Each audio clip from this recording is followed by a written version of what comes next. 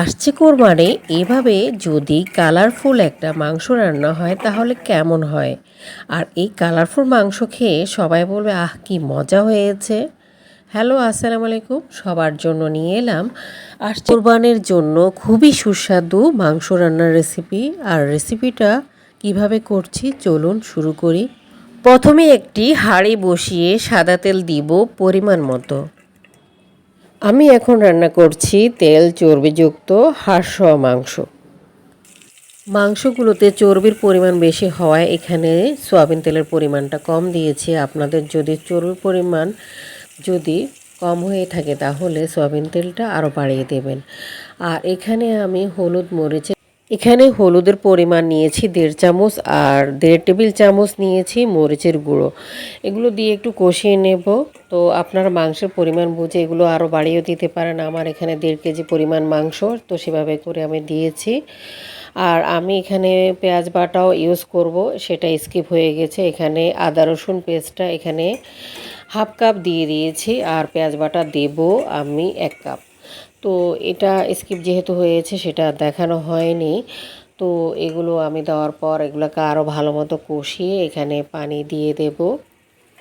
আমি এখানে দারচিনি, এলাচি এবং তেজপাতা একটু টেলে তারপর ব্লেন্ড করে নিয়েছি। এগুলো আমি গোটা দিই না, গোটা দিলে অনেক সময় দেখা যায় এগুলো ফেলে দিতে হয়, তো আমি ফেলি না। এই জিনিসটা আমি একটু ধুয়ে এগুলোকে টেলে নিয়ে তারপরে এগুলো ব্লেন্ড করে ফেলি। আর এই গুঁড়োটা দিলে মাংসের ফ্লেভার অনেক ভালো আসে আর খেতেও খুব ভালো লাগে। এখানে আমি কোনো বাদাম বাটা বা টক দই ইউজ করিনি। তো কিভাবে কি করছি সেটাই আপনাদের মাঝে তুলে ধরলাম। এখানে রাঁধুনি গুঁড়ো মশলাটা ইউজ করেছি আর ঘরে তৈরি মশলাটা ইউজ করেছি।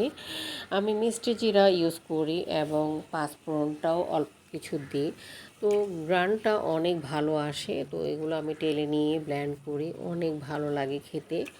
তো আপনারা এভাবে আসছে কোরবানি এভাবে যদি ট্রাই করেন আশা করি আপনাদের থেকে অনেক ভালো লাগবে। আর কালারটা বেশ দারুণ হয়, খেতে খুবই ভালো লাগে, অনেক জুসি হয়। অনেকক্ষণ মাংস কষালে কিন্তু মাংসের কালারও ভালো আসে আর মাংসটার টেস্ট অনেক হয়। তো আপনারা অবশ্যই আমার এই নিয়মটা ধরে যদি কোরবানিতে এবার মাংসটা এভাবে রান্না করেন খুবই ভালো লাগবে খেতে, খুবই পছন্দ করবে সবাই। আর মাংসের যদি আলু পছন্দ করেন তাহলে আলুটা দিতে পারেন। যেহেতু আমি এবং আমার পরিবারের সবাই আলু পছন্দ করি, সেহেতু এখানে আলু ইউজ করেছি। তো এখানে আলু দেওয়ার ফলে কিন্তু চর্বিটা অনেকটাই কেটে যায় আর খেতে অনেক অসাধারণ লাগে। তো এভাবে আমি যে নিয়মটা দেখিয়েছি সেই নিয়মটা আপনারা অবশ্যই ট্রাই করবেন। আর মাংসের কালারটা কিন্তু আমি দেখিয়ে দিচ্ছি, কষাতে কষাতে এমন একটা কালার এসেছে। আর এরকম মাখো মাখো অবস্থায় আমি মাংসটা নামিয়ে নেব। এগুলো রুটি, পরোটা, এমনকি ভাতের সাথে খেতে খুবই ভালো লাগবে। তো আপনারা অবশ্যই বাসায় এবার ট্রাই করবেন। আল্লাহ হাফেজ।